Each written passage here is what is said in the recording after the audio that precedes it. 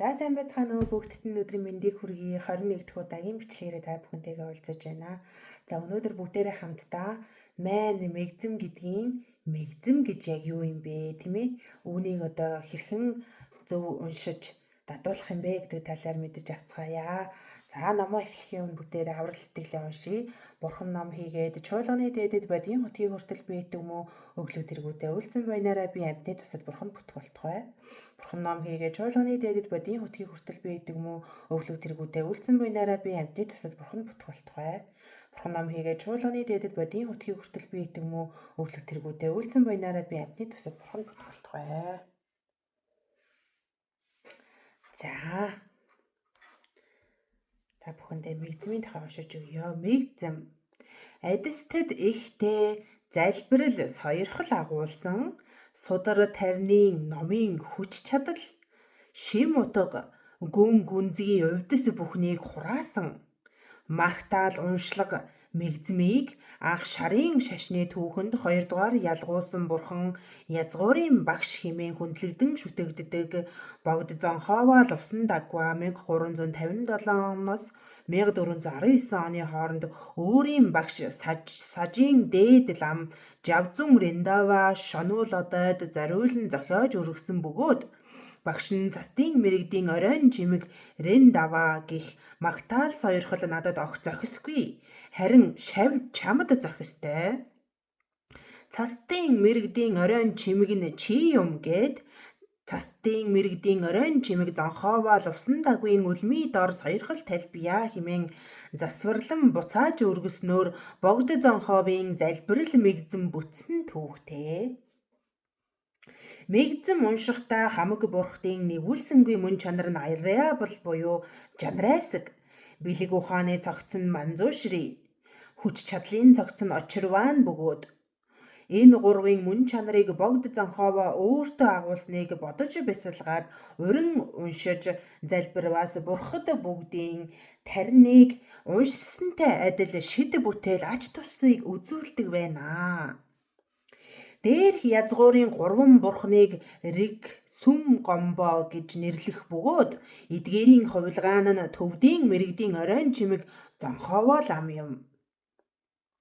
Монголд бурхны шашин дэлгэрэлтийн 3 дугаар үе буюу 1578 онд 3 дугаар далай лам Содном Жамц өвөр Монголд ирсэн үеэс сүсэгтнүүд мэгзмийг амны уншлага болгож ирсэн уламжлалтай. Анх зохиогдсон түүхэн гэвэл зонхоова богд өөрийн багштай зориулан хідэн шад ном өргөсөнд багш нь энэ магтаал сойрхол надад зохихгүй чамд зохино хэмээн зарлигдаад зарим үгийг нь засч буцаан өргөснөөр богд ламын залбирал зүрхэн уншлага болжээ. Мэгзмийг 4 шад, 5 шад, 9 шадаар уншиж заншсан. Ойдов гүнжин Туван дорччан гэж нэхэлдэг 9 шадны мэгзмийг нууц бүтээлийн 5 шадных нь дотн шавнартай хайрлсан дотоод бүтээлийн 4 шадны мэгзмийг анх багштай зориулж зохиосныг багш нь хуралд уншуулдаг болгосон буюу энэ нь гадаад бүтээлийн гих мэгзэм ажээ. 9 шадны мэгзэм төвд хэлээр ойдов гүнжин туван дорччан мигмид зэвид ирчин жанрайсаг дэмид чимби вамбу жамбиян дүдбүн малуй жомзод санвидаг ганжин хайви зүгжин лувсандаг жовсон гүндүү лама санжайла гоосон гүйвэ гоной солвон дэв раншин минжин долвар жинжилов чогдан түмэн ойдов залдуу соол. За 9 шадны мэгзэм нь монгол хэлээр шид бүтээл бүхэн гарах чадагчийн эрхэт очир дараа зоригдол үгүй их инэрлийн сан жанрайсаг хэрэггүй айлтын эрхэт зөөлөн эгшихт шуламсын омгийг хоцроолгүй даран зохиогч очирван цастын мэрэгдийн оройн чимэг лувсан дагва аврал 3 бүхэн хурсан багш бурхан дор 3 үүдээр бишрэнгийн үйднээс сойрхол талбия. Өөр бусдыг боловсруулан гэтлэхэд адисал дээд ба нийтийн шид бүтээлийг хайрлан сойрох 9 шадны мэгзмийг өдөр бүр амны уншлага болгон уран уншвас бурхны адистад өөрт оршиж онлын эрдэм сэтгэл дургана. Санаж гүйцэсгүй шид бүтээлийг олж уйлс бүхэн сэтгэлчлэн бүтэх бөгөөд энэ насандаа амар амгалангаар үл хоосрох ба ирэх хойд төрлүүдэд элд өндөр язгуурт төрөл авнаа. 5 шатны мэгзэм. Мигмид зэвид эрчин жанрайсаг дэмэд чимби вамбуу жамби ян дүдбүн малой жамзад санвидаг ганжин хайви зүгжэн зонхова. Лувсан дагви шавла солван дэв. 5 шатны мэгзэм монгол хэлээр. Зоригдол үгүй их инэрлийн сан жанрайсаг хэрэггүй айлтын эрхэт манзуушир шуламсын омгийг хоцроолгүй даран зохиогч очирван цастын мэрэгдийн оройн жимэг зонхова. Лувсан дагвын үлмидор сойрхол талбия мэгзэмүүдийн алийг нь ч баясалгаж уншвас язгуурын 3 бурхан болон богдламын гадна дотнооз 3 эрдэмд аврал бүтэн уйлдэж зовлон бүгд төрөл бүр дайралж буян аривжих уйлс явдал бүтэх учиртай. Чингэвэс мэгзэм нэрт номлолын ач тус паяныг судар айлдварт зарлагласныг дурдъя. Тотгорын 80 мянган тоот хийгээ 404 өвчнөөс ангижрах нас уртасч хойд төрөлтөө төгс баясгаланд оронд төрөх.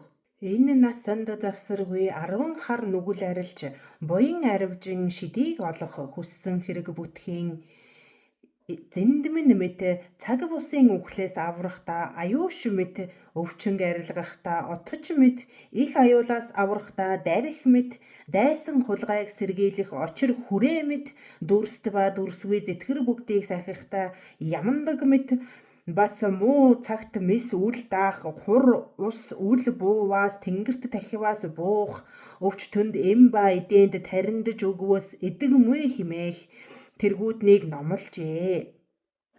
Бас гим бүгд арилаад эрдэм бүхэн аривдах хийгээд залбирал тавьж бясалгаснаар энэ ба хойтын аюулаас аварна гэжээ.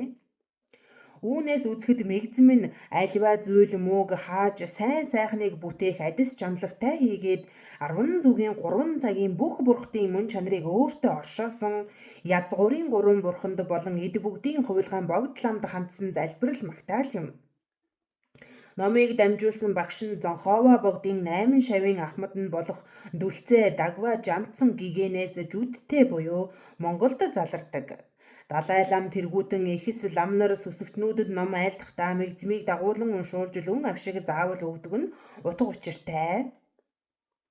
Тэр учир юу хэмээвээс ямар ч хүн уншихад элдв харшлалгүй хялбар айдас чанлав ихтэйд юм. Дээр үед аав ээжийнхээ орой өглөө уншиж буйг олон сонссон хүүхдүүд амархан цээжилдэг байсан буюу. Би их номтой гэж сайрхах сэтгэл төрүүлдэггүй зэргээрээ ач буянтай гэдэг. Шарийн шашин шүтэгч сүсэгтнүүд мэгзмийг өдөр бүр амны уншлага болгон язгуурын багштай мөргөл үйлдэх хэрэгтэй. Аливаа ном тарныг наад зах нь бум уншиж бясалгаваас хүч энергийг далд ухамсартаа шингээж бүтээх буюу мэгзмийг бум уншсан хүн хиймрийн сан тавих эрхтэй гэсэн нь сан уншсан төдийгөр хүн бүхний хиймэр сэргээд байдаггүйг хэлсэн буй. Түүнчлэн насны цэнд аюуш бурхны тарныг бум уншиж авшиг авсан лам хүний сүлдийг дуудаж ирүүлэх увдстай болох юм. Энд тооноос чанарт шилждэг гүн ухааны хууль үйлчиж байгааг анзаарч болно.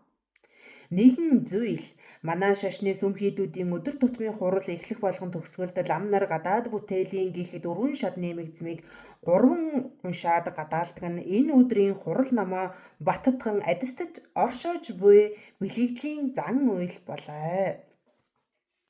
За тэгэхээр бүгдээрээ хамтдаа мэгзэм 5 шатны мэгзмийг сайхан уянгалуулан уншия. За Мэгмид зэвидэр чинжанрэсэг дэмэд чимби вамбу жамбиян дүдбүн малой жамзат санвидаг ганжан хайби зүгжан зонхова Лувсан дагви шавлан солвадэв. Мигмэд зэви дээр чинжанрэсэг дэмэд чимби вамбужамбиян Дүдбэн малый жамзат санвидаг ганжан хайби зүгжан зонхова Ловасандагви шавла солбандев Мигмэд зэви дээр чинжанрэсэг дэмэд чимби вамбужамбиян Дүдбэн малый жамзат санвидаг ганжан хайби зүгжан зонхова Ловасандагви шавлан солбандев Мигмэд зэви дээр чинжанрэсэг дэмэд чимби вамбужамбиян Дүдбэн малый жамзат санвидаг ганжан хайби зүгжан зонхова Ловасандагви шавла солбандев Мигмэд зэви дээр чинжанрэсэг дэмэд чимби вамбужамбиян Дүдбэн малый жамзат санвидаг ганжан хайби зүгжан зонхова Ловасандагви шавла солбандев Мигмэд зэви дээр чинжанрэсэг дэмэд чимби вамбужамбиян Дүдбэн малый жамзат санвидаг ганжан хайби зүгжан зонхова Ловасандагви шавла солбандев Мигмэд зэви дээр чинжанрэсэг дэмэд чимби вамбужамбиян Дүдбэн малый жамзат санвидаг ганжан хайби зүгжан зонхова Ловасандагви шавла солбандев Мигмэд зэви дээр чинжанрэсэг дэмэд чимби вамбужамбиян Дүдбэн малый жамзат санвидаг ганжан хайби зүгжан зонхова Ловасандагви шавла солбандев